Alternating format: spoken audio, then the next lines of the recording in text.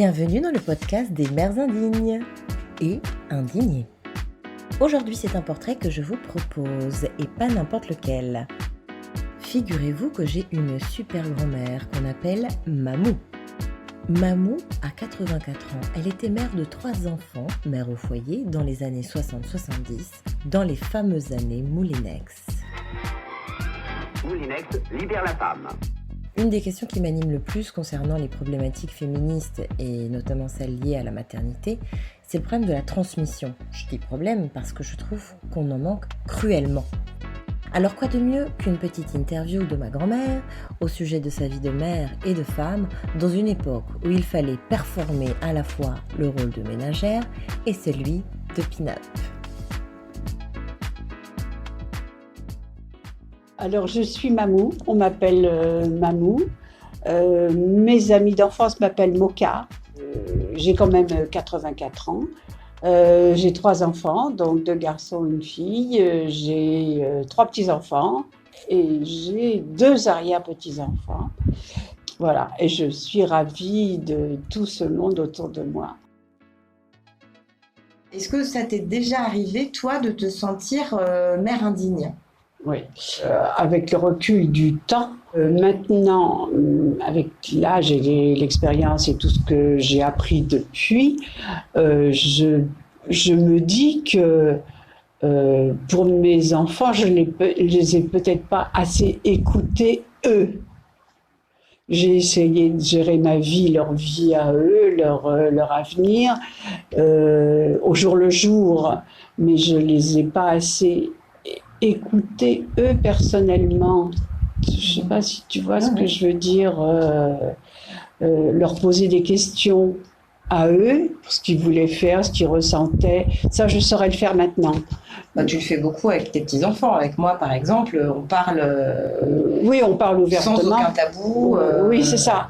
Mais je peux le faire maintenant d'une façon naturelle.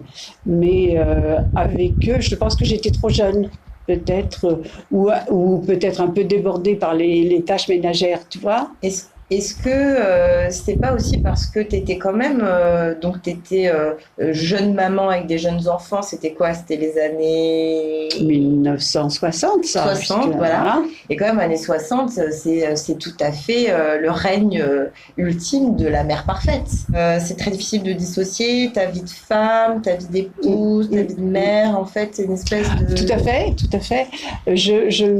Oui, c'est vrai qu'il y avait d'ailleurs un journal ou peut-être une émission de radio qui s'appelait La femme parfaite. Ah oui, tu vois. Donc, qui savait tenir sa maison parfaitement, qui savait faire des recettes de cuisine parfaites. Les enfants étaient habillés, elle faisait les vêtements de ses enfants, ils étaient habillés. C'était la femme parfaite. Et il y avait même un concours de femmes parfaites. Ah bon? Ouais, je t'assure. En plus des Miss France. Ouais. Donc là, oui, jamais je me suis dit, je suis trop fatiguée, j'y arrive pas. Je pense que je ne me donnais pas le droit de le dire, mais sans doute que je l'étais. Et voilà. Cette injonction à être parfaite, tu n'en avais pas conscience? Non, pas du tout. Alors comment on faisait pour être une mère parfaite dans les années 60? C'était quoi être une mère parfaite? C'était quoi? C'était la jeune femme impeccable, qui avait une maison impeccable, sans doute qui se levait de bonne heure, mais avoir un intérieur parfait, sans poussière, très joli, fleuri, etc. Quand le mari arrive, que tout soit bien rangé, tout ça, qu'il n'ait plus qu'à se mettre les pieds sous la table, voilà, et que tout aille bien. Des enfants qui travaillaient parfaitement à l'école, un petit peu un dessin animé, impossible à réaliser tous les jours. Voilà. Des enfants sages, une femme sage. Oui, bien sûr. Un homme qui bien dégage, sûr. Admettons que le réveil ait lieu à 7h30. Vous sauterez du lit pour enfiler une jolie robe de chambre, pas trop fragile et facile à laver. Le savoir-vivre, guide pratique des bons usages de Gisèle Dassailly et Jean Baudry, 1951. Votre premier geste sera de vous brosser les dents, puis vous vous donnerez un coup de peigne, passerez de l'eau sur votre visage, mettrez un peu de rouge à lèvres et serez prête à commencer la journée, pimpante et agréable à voir par tous les vôtres. Je me suis mariée très jeune, je savais pas comment tenir une maison, etc.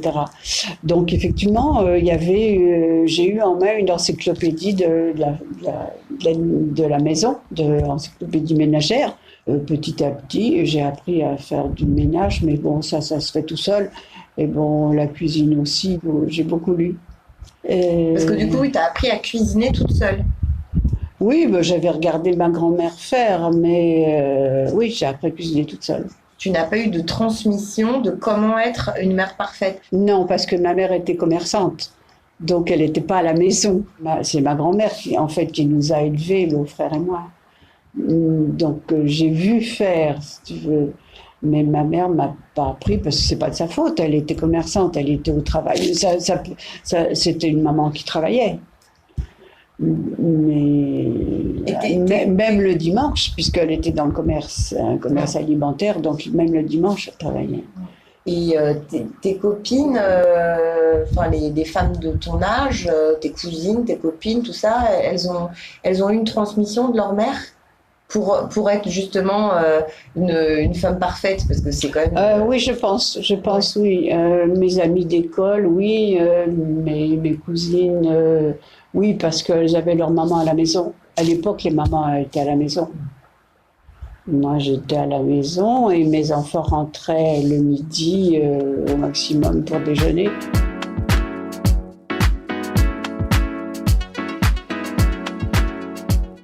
Tu as eu l'impression d'avoir de la place pour toi en tant que femme et pas en tant que mère, ou tu vois ce que je veux dire, l'état de mère prenait toute la place? Oui, alors à l'époque on disait elle est plus mère que femme ou elle est plus femme que mère. Est-ce que ça se dit encore? Je ne sais pas. Il faut essayer d'être aussi bien l'un que l'autre. Ma vie de femme, oui, j'ai donné plus de place à ma vie de mère que de femme. Mais bon, mon mari travaillait, mais il a pris sa place, il avait sa place. Je pense que c'était moitié-moitié. Je pense que c'était assez équilibré. J'ai pas ressenti qu'il s'en plaignait, non. Non, mais toi, pas. Toi, toi-même. Moi, en tant que... Oui, je pense que j'ai évacué un petit peu ma vie de femme. Ouais. Parce que toi, en tant que femme, peut-être que tu aurais voulu vivre des expériences ou travailler, ou tu vois, peut-être que... Tu vois ce que je veux dire? En dehors de ton rôle familial. Librement, j'ai choisi d'élever mes enfants. Mon mari m'a posé la question. J'avais eu l'opportunité de continuer à travailler, à avoir une formation maintenant je regrette parce que je vois ce que j'aurais pu faire maintenant. Je sais ce que j'aurais pu faire. Mais j'ai choisi à l'époque. Mon mari m'a dit c'est choisir. Et là aussi, il y a eu pas assez de communication entre nous. Bon, il m'a dit tu choisis. Bon, j'ai choisi, mais c'est tout. Il aurait pu prendre un moment et on aurait pu prendre un moment plus long pour pouvoir discuter le pour et le contre. Donc j'ai choisi d'élever mes enfants. Et puis au bout de 20 ans, j'ai travaillé et ça, j'ai bien aimé travailler. Tu penses que tu ferais les mêmes choix si tu avais là tes 3 enfants maintenant dans le monde dans lequel on vit actuellement? Non, je ne ferais pas les mêmes choix.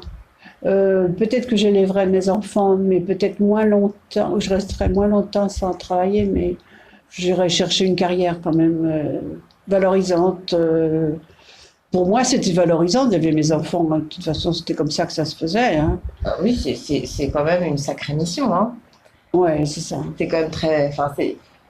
J'allais dire c'est valorisant. Malheureusement, non, en effet, c'est pas valorisé. C'est pas valorisé. C'est pas valorisé. Parce qu'aujourd'hui, il y a des femmes qui font le choix d'élever leurs enfants et c'est pas valorisé.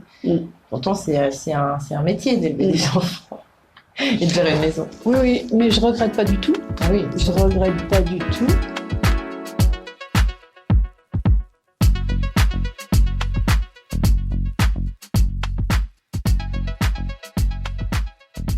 J'avais les couches lavables, au moins pour les 2 premiers. Alors, Marie-Claire aussi, je crois, je ne me rappelle plus. Oui, couches lavables, à bouillir. Ah oui. C'était des tissus en fait, que Ouais. fallait faire un système de nœuds. Voilà, ou c'est ça, avec taché avec des épingles nourrices. On avait toujours pas que ça s'ouvre. Ah oui. Et oui, et mettre une culotte en plastique pour pas que ça déborde. Ah ouais, oh là là. Là, tu en faisais des lessives alors que tu n'avais pas de lave-linge. Pas de lave-linge, non, surtout le premier, non. Ça fait beaucoup de Et manutention, une ça. petite cuisine, oui, beaucoup de... Oui. Toi, tu as bu pendant tes grossesses? Tu as bu des petits coups? Oh, je devais... Alors, pendant mes grossesses, je devais prendre un petit peu de l'apéritif. Je n'ai jamais refusé l'apéritif, mais un petit peu. Oui, non, je faisais un repas, du dimanche. Pas du dimanche, quand même. Est-ce que tu mangeais des tartares, de la viande crue? Ah oui, ça, oui. Ça, c'est mal, Mamou. Non, attends. Et le fromage Je faisais pas attention à la nourriture du tout. J'ai mangé là maintenant. Je n'ai jamais fait attention à la nourriture. Et tu buvais de la bière pour faire monter le lait?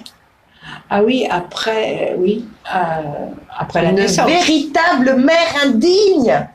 Il faut pas boire de la bière? Ah bah non, parce que l'alcool, ça passe dans le lait. Ah oui. Je mangeais des lentilles. Ça va. C'est Philippe que j'ai allaité longtemps. Ouais. C'est pour ça qu'il aime bien le vin. Bah oui, tiens. Ah bah tout s'explique. Aujourd'hui, on a des préparations à l'accouchement. T'as pas eu de préparation à l'accouchement? C'était le début de l'accouchement sans douleur, ce qu'on appelait l'accouchement sans douleur, avec la respiration, etc. Donc oui, j'ai eu ça pour l'aîné, déjà pour l'aîné. T'as Ouais. eu préparation à l'accouchement. Ouais, On t'a ouais. appris à respirer, machin, on t'explique Ouais. comment marche Ouais. le corps. Ouais. Tes accouchements, c'était les plus beaux jours de Ah ta non. vie? Ah non. Ah non, un accouchement, c'est terrible. T'as eu une rééducation du périnée? Non, pas du tout. Non, mais ça Aucun. n'existait pas à l'époque. Non, ça n'existait pas. Et comment il va ton périnée? Eh ben, ça va bien. Ça va bien, mais j'étais sportive à l'époque. Ah ouais, mais toi, c'est incroyable en fait. Ouais, j'ai de la T'as chance. fait des accouchements comme ça, Ouais. t'as allaité les 3 en plus. Oui, pas Marie-Claire, pas le troisième. Et t'as pas eu de rééducation du périnée, Ouais. et à ton âge, t'es au Mais ça top va bien. Ah ouais, toi, c'est dingue. Non mais attends, c'est vrai. J'ai des Oui, copines, mais oui, j'ai toujours bougé beaucoup. Et je faisais beaucoup de sport quand je me suis mariée. Je n'ai pas continué après, mais j'ai toujours bougé beaucoup. Avec mon corps a bougé. Mais j'ai de la chance, oui. Oui, parce que t'as pas fait un truc en particulier ou t'as pas lu un truc en te disant tiens, je vais plutôt faire attention quand je fais comme ça pour éviter de me faire pipi dessus quand je rigole. Ou... Non. C'est dingue. Non. J'ai de la chance, j'ai un corps qui fonctionne bien. Ah oui, ça c'est clair. Et tu pouvais parler de tout ça avec tes copines? Non. J'aurais pu, mais j'ai pas eu envie. Ça se faisait pas trop, même pas du tout, ou non pas trop. Et puis j'avais pas d'amis assez intimes pour aborder ces sujets-là. Et ça me gênait pas. Et tu pouvais en parler avec les médecins? Avec un médecin, j'aurais pu le faire, oui, mais c'est pareil, ça m'est pas venu à l'idée. J'avançais dans ma vie comme ça, sans me poser de questions. Mais non, mais moi ça tu le sais, mais moi ça m'hallucine parce que je ne sais pas comment je ferais si je pouvais pas parler, poser toutes mes questions et parler à mes copines. Et je sais que mes copines sont pareilles. Les copines maman, on a besoin beaucoup de se débriefer, tu vois, se raconter, se partager, se questionner sur l'éducation, ce genre de choses, ou même sur nos corps, sur les problématiques de... Oui. Alors, est-ce que ça vous rassure? Ah oui, beaucoup. Ça vous Énormément. rassure quand vous savez que les autres pensent comme vous ou ont les mêmes questions? Non, alors oui, bah, évidemment, si tu te poses la même question, tu dis « Ah oui, moi aussi je me pose cette question », t'es contente. Donc c'est normal, je suis Mais- normale. Oui, tu te sens normal, parce qu'on se sent souvent pas très normal quand même. Enfin, moi, je trouve, hein, dans cette grande mission de vie de maternité, je trouve qu'il y a quand même beaucoup de situations où moi, je me dis, je suis pas suffisante, je suis pas normale, ou je sais pas comment on fait, ou c'est, tu vois, j'ai pas la réponse. Enfin, il y a quand même des grands moments d'inquiétude. T'as pas eu ça, toi? Non. La Wonder Woman. Trop fort. Non, mais du coup, moi, tout ça, même si la personne a une réponse totalement différente ou inattendue, ou ne comprend pas ma problématique, bah, le fait de pouvoir la partager sans être jugée, tu vois, c'est un gain énorme. Mes copines, on n'est pas d'accord sur plein de choses, tu vois, mais par contre, on ne se juge pas. Et on accueille la parole de l'autre, tu vois, donc du coup, c'est... Ah oui, alors peut-être que j'avais peur du jugement de l'autre. Oui, oui. Bah, c'est possible, sachant que c'était un peu la génération des mères parfaites, enfin les générations, celles d'avant aussi, mais c'était encore les mères parfaites. Sans doute que j'avais peur de dire, d'exposer mon problème. Oui, ça ne se faisait pas. Ça ne se faisait pas. Non. Mais moi, ce qui m'impressionne, c'est que du coup, tu n'as pas eu de moment de désespoir à te dire à qui je peux en parler. Tu vois? Non. Toi, t'as foncé, quoi. Et tu vois, c'est ça que je regrette, surtout avec le recul. Quand j'avais un problème, sans doute que je le mettais de côté. Je l'analyse ça maintenant. Sans doute que je le mettais de côté pour pas m'écrouler, sans doute, ou pas le voir et pas m'écrouler. Et puis, oui, voilà, c'est ça. Mais c'est vrai que moi, ça m'impressionne beaucoup de réussir à prendre autant sur soi. Ça ne veut pas dire que c'est une bonne solution. Voilà, c'est ça. Je ne crois pas, mais... Sûrement pas, non, c'est pas une bonne solution. Maintenant, vous en êtes capable, les jeunes femmes, mais à l'époque... Enfin, en tout cas, moi, je l'ai pas... J'ai enterré. J'ai enterré les problèmes. Oui, parce que tu ne pouvais pas forcément en parler avec ton mari. Non, je pense qu'il enterrait aussi, lui. Il devait se défouler dans son travail, il était valorisé dans son travail. Non, ça ne se faisait pas non plus d'en parler en couple.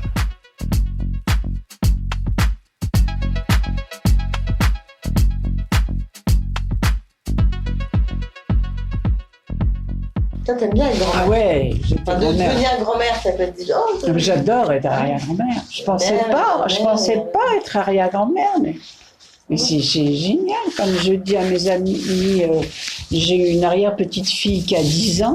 Ah, mais non, c'est pas vrai. Oui, j'adore être arrière-grand-mère. Bon, tu vois, parce qu'il y a des gens qui n'aiment pas être grands-parents parce qu'ils ont peur d'être considérés comme vieux. T'as peur d'être considérée comme vieille? Mais il y a des avantages à être vieux.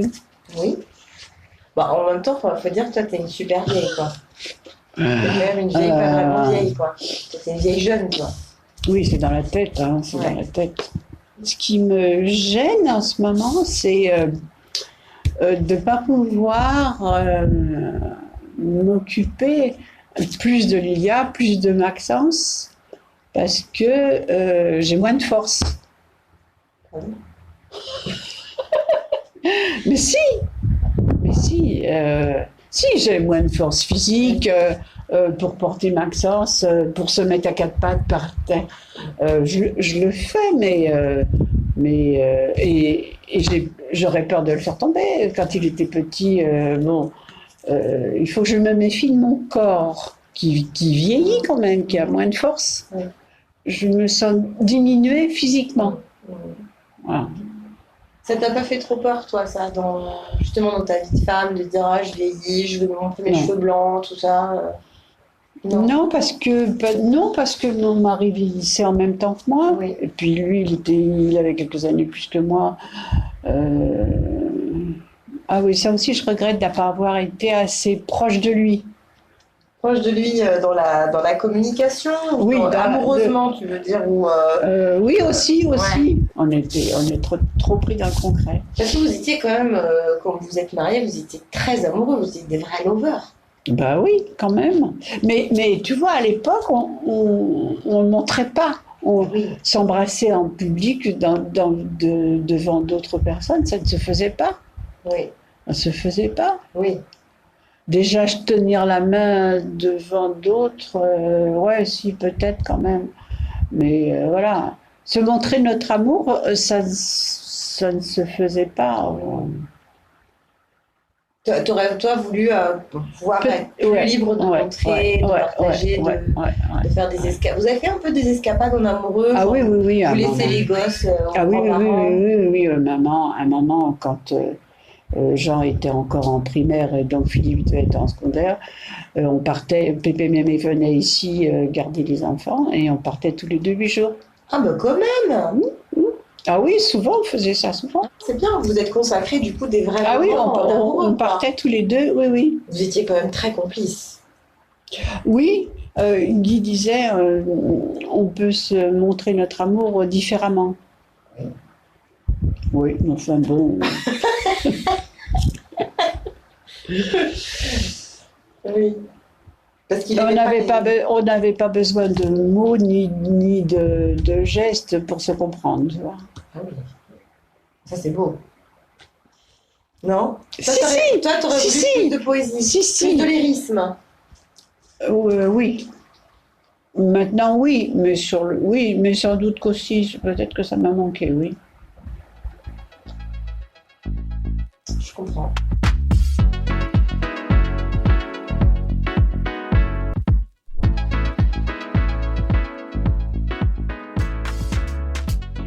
Pour la ménopause, j'imagine que personne t'en avait parlé non plus, que tu...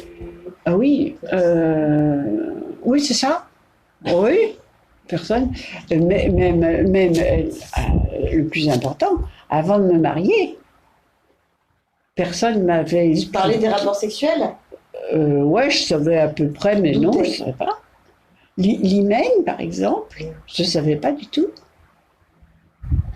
Ah ouais, ça a dû être une sacrée surprise quand même. Oui. Et oui, c'est un peu. Il faut croiser les doigts pour tomber sur un mec un peu dégourdi et un peu sympa qui t'accompagne un peu, quoi. Parce que, mais parce que c'était très tabou à ton époque. Oui, c'était tabou. Je sais que ma mère, avant de me marier, ma mère m'a pris entre quatre yeux, mais j'étais aussi, sans doute qu'elle voulait m'expliquer des choses, mais j'étais aussi réticente. Enfin, donc j'ai dû lui dire oui, ça va, et puis je me suis partie, tu vois. J'ai pas. Tu te souviens pas de ce qu'elle t'a dit? Non. Elle t'a dit un truc un peu banal, du genre il va se passer quelque chose. Ouais, c'est ça. Ouais, c'est ça. C'est dingue ça quand même. Et ça, tu sais si je sais pas, tes copines, tes cousines, tout ça. Non, il y en avait d'autres qui étaient moins timides que moi et puis qui savaient plus de choses de la vie. Je sais pas. Mais toi, t'es l'aînée, donc t'as pas eu par exemple de grande sœur aînée qui peut te prendre discrètement dans la, tu vois, et dans la salle de bain et qui te dit attends, faut que je te dise un truc, voilà ce qui se passe avec les garçons. Toi, t'étais l'aînée. Et puis timide quand même. Oui, timide. Ouais. Ben, si. Mais tu peux être timide et être au courant. C'est ce que je veux dire.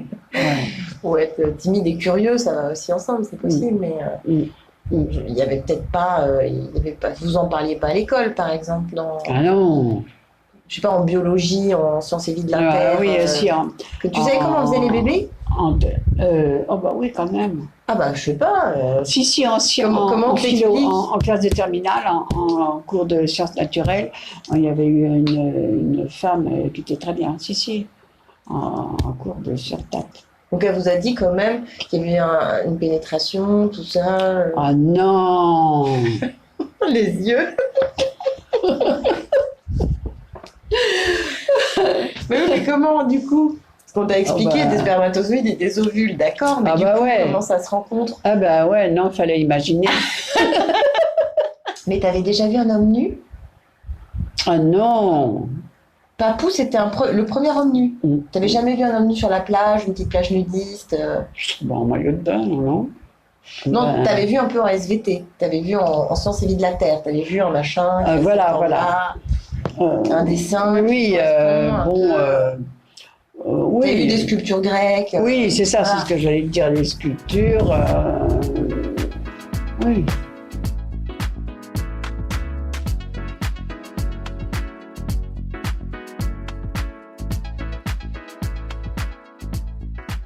je savais pas que des femmes pouvaient être dégoûtées d'allaiter leur enfant, dégoûtées de changer une couche, qu'elles aient envie de jeter leur enfant par la fenêtre parce qu'il pleure toute la nuit, parce qu'il est malade, parce qu'ils savent pas quoi en faire. Ah oui, tu savais pas? Tu vois, moi ça c'est je pense un des meilleurs conseils qu'on m'a donné quand j'étais enceinte. Une collègue qui a 2 enfants qui m'a dit tu verras, il y a un moment où tu vas être épuisée, tu vas avoir envie de le jeter par la fenêtre. Je me suis dit cette femme est folle. Ouais. Mais à ce moment-là, écoute-moi bien, tu poses l'enfant, tu vérifies qu'il n'y a pas de fièvre, qu'il a mangé, qu'il est en sécurité dans son lit à barreaux, enfin voilà, qu'il n'y ait pas de danger imminent, et tu vas faire un tour.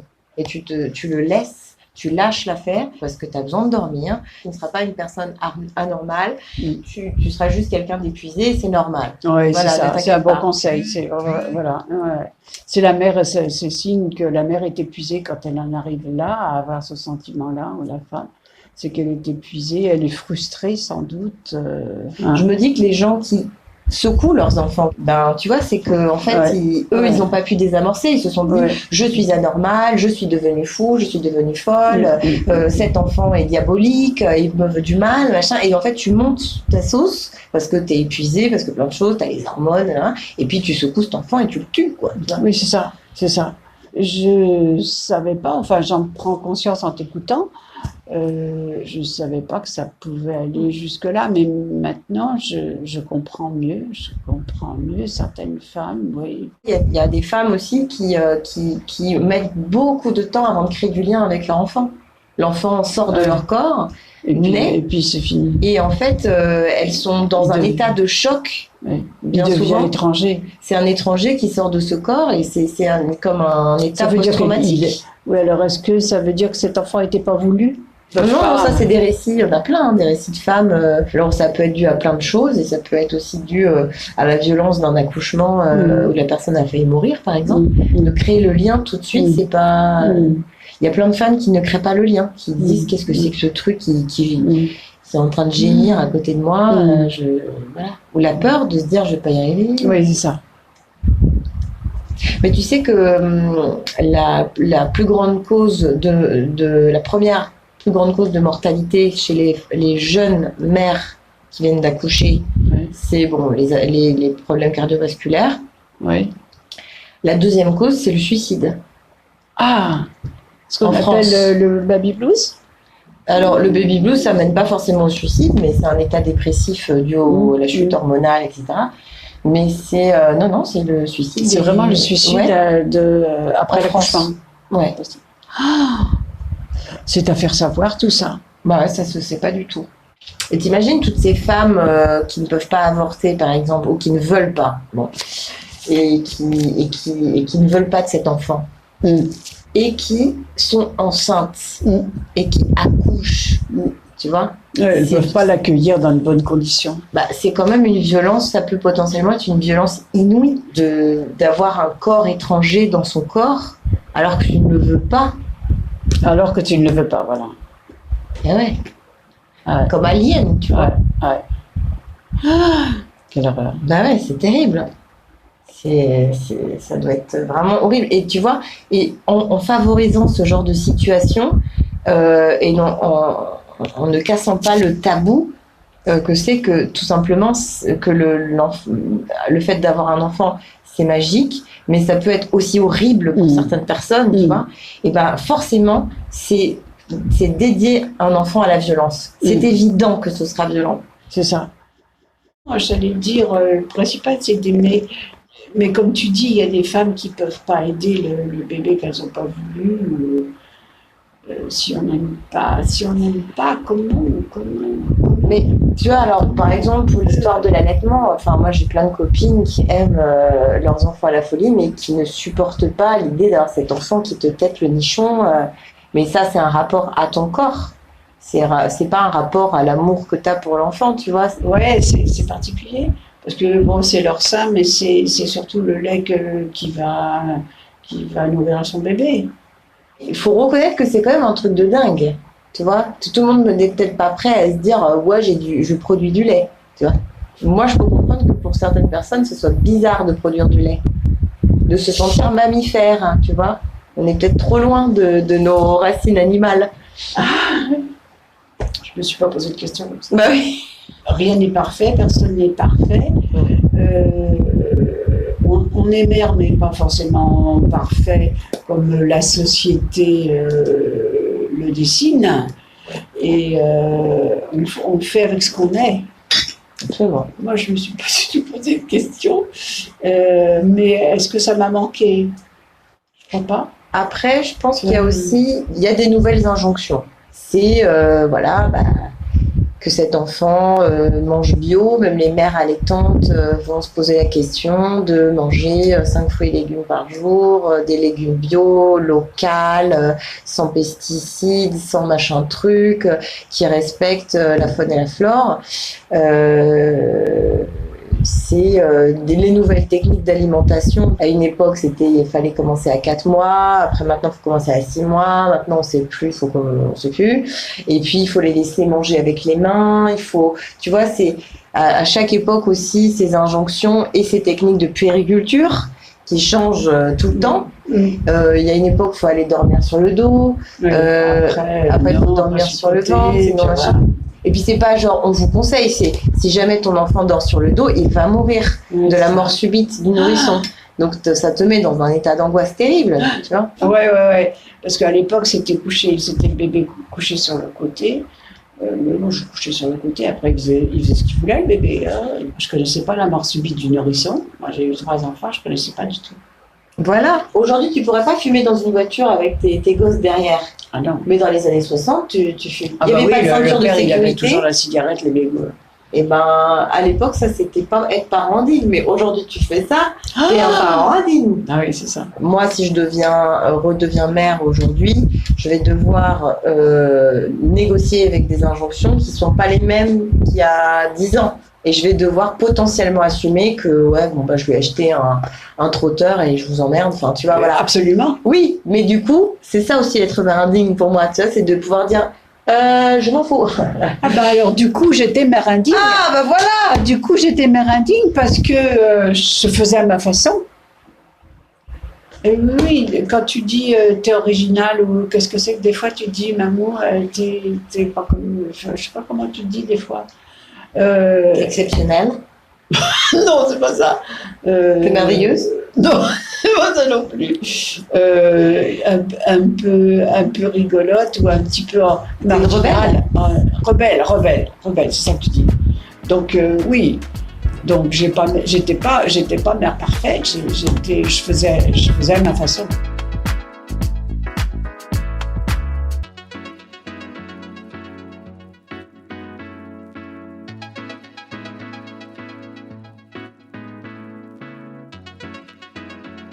Si tu pouvais donner un conseil aux jeunes mères aujourd'hui, ce serait quoi pour être épanouie dans ce rôle et dans sa vie quand on est mère?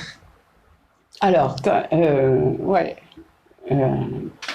de pas attacher trop d'importance à ce qui est concret. Enfin, bien sûr, il faut que tout soit géré, réglé, que la vie se passe dans les meilleures conditions concrètes.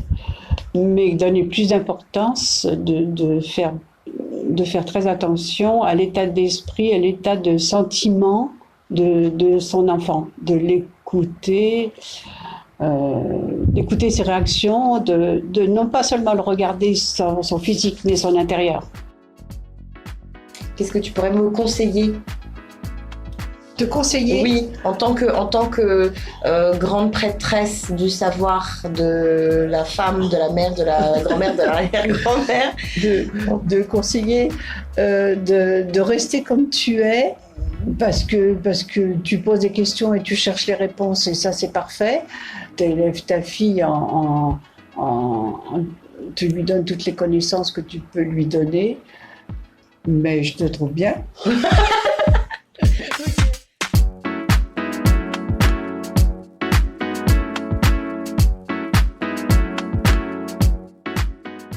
Merci à cette formidable mamou d'avoir participé à ce jeu de la transmission et de la déconstruction. Merci à ma sublime fille d'avoir lu un extrait du Savoir-vivre, le guide pratique des bons usages de Gisèle Dassailly et Jean Baudry, un vestige trouvé dans la bibliothèque de ma grand-mère. Et quand même, il me semble important de replacer les choses dans leur contexte historique. Quand ma grand-mère est née, elle n'avait pas encore le droit de vote. Ça me semble complètement dingue. Quand elle a eu ses enfants, elle n'avait pas le droit de prendre de contraception, ni d'avoir son compte en banque et de choisir son travail sans le consentement de son mari. Pas le droit d'avorter, et l'autorité parentale n'était pas encore reconnue comme conjointe. Et accrochez-vous le slip, le viol n'est identifié comme un crime que depuis 1980. Ouais. Alors voilà, prenons soin de nos mamous, prenons soin de notre histoire, pour mieux prendre soin de nos prochaines générations. Bisous sur le front des luttes humanistes, féministes et antipatriarcales, bien sûr.